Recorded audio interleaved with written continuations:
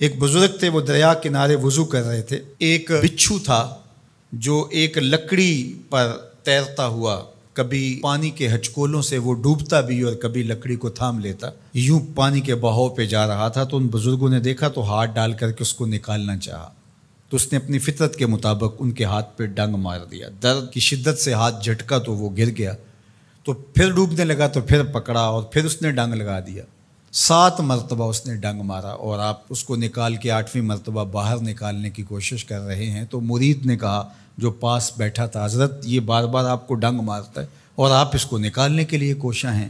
فرمایا وہ اپنی بری فطرت سے باز نہیں آتا، میں اپنی اچھی عادت سے باز کیسے آ جاؤں؟ تو لوگوں کے ساتھ رویہ اچھا رکھے، وہ جو بھی رویہ رکھے۔ ہم کہتے ہیں کوئی اینٹ اٹھائے گا تو ہم آگے سے پتھر اٹھائیں گے، تو یہ کیا کمال ہوا؟ لوگ کہتے ہیں تم 1 قدم پیچھے ہٹو گے، میں 10 قدم پیچھے ہٹوں گا، تو یہ کیا کمال ہوا؟ تم کہو میاں تم جتنے مرضی قدم پیچھے ہٹو، میں بھاگ کے تمہارا دامن پکڑ لوں گا، تمہیں جانے نہیں دوں گا، ایک دن تجھ کو بھی جیت لوں گا محبت کے زور پہ۔ ہم کہتے ہیں کہ فلاں میرے ساتھ اچھا سلوک کرتا ہے تو میں بھی اچھا کرتا ہوں، فلاں کا سلوک میرے ساتھ اچھا نہیں ہے تو ٹھیک ہے، جس طرح وہ چلتا ہے میں بھی اسی طرح چل رہا ہوں۔ یہ تو پھر برابری ہوئی۔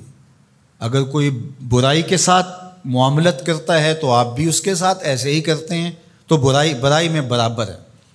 اور اگر آپ کے ساتھ کوئی اچھا سلوک کرتا ہے تو آپ بھی اس کے مقابلے میں اچھا کرتے ہیں، تو پھر بھی آپ برابر ہیں، لیکن اچھائی میں برابر ہے۔ تیسری صورت یہ ہے کہ کوئی آپ سے اچھا سلوک کرتا ہے اور آپ اس سے برا سلوک کرتے ہیں، یہ بدترین صورتحال ہے۔ اور سب سے بہتر صورت کیا ہے کہ کسی کا رویہ تلخ بھی ہو، کسی کا انداز نامناسب بھی ہو، کوئی آپ کے ساتھ برا سلوک بھی کرتا ہو لیکن آپ اس کے ساتھ اچھا سلوک کرتے ہیں۔ خون کا رشتہ ہے، دودھ کا رشتہ ہے، وطن کا رشتہ ہے، ہمسائیگی کا رشتہ ہے، آپ کے ساتھ اس کی تعلق داری ہے، آپ کے آباء و اجداد کی آپس کے اندر سانجھ تھی اور آپ اس کو نبھا رہے ہیں، تو یہ ہے بہترین رویہ کہ کسی کا کوئی بھی رویہ ہو آپ اس کے ساتھ اچھا رویہ اختیار کرتے ہیں۔ حضرت عقبہ بن عامر رضی اللہ تعالی عنہ کو حضور نے ارشاد فرمایا تھا، سل من قطعک واعط من حرمک واعف عن من ظلمک۔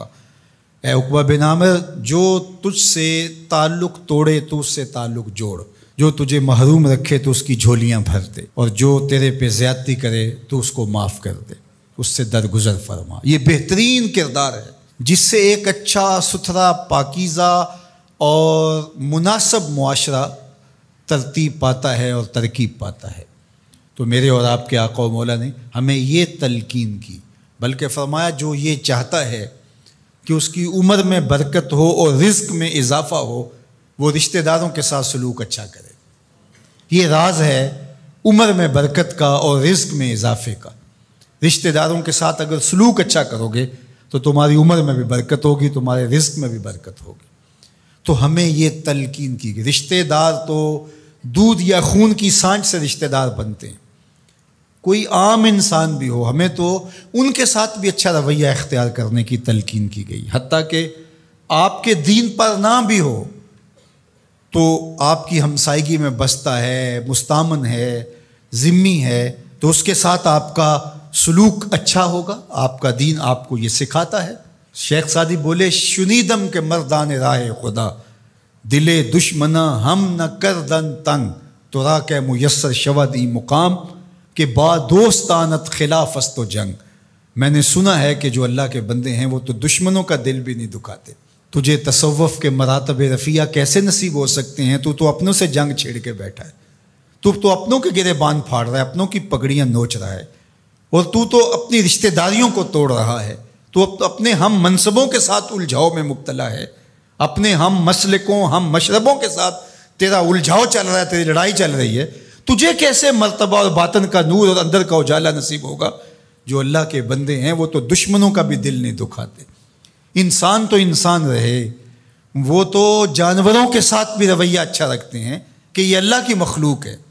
مخلوق ہونے کے ناطے سے الخلق و عیال اللہ، تمام مخلوق اللہ کا کنبہ ہے، اور اس کے ساتھ اس نے سلوک، ان کا کچھ بھی رویہ ہو۔ حضور کے غلام اور اسلامی معاشرہ، اس میں یہ کس طرح چیزیں پنپ سکتی ہیں کہ ہم نفرتوں کو فروغ دیں اور کہیں کہ نہیں ہم ایسے کر دیں گے، اس نے میری طرف یوں دیکھا ہی کیوں ہے، لہٰذا میں تو اب اس سے ساری زندگی ہم کلام ہی نہیں ہوں گا۔ تو رویوں کی خوبصورتی اور صلہ رحمی یہ ہمارے دین نے ہمیں سکھائی۔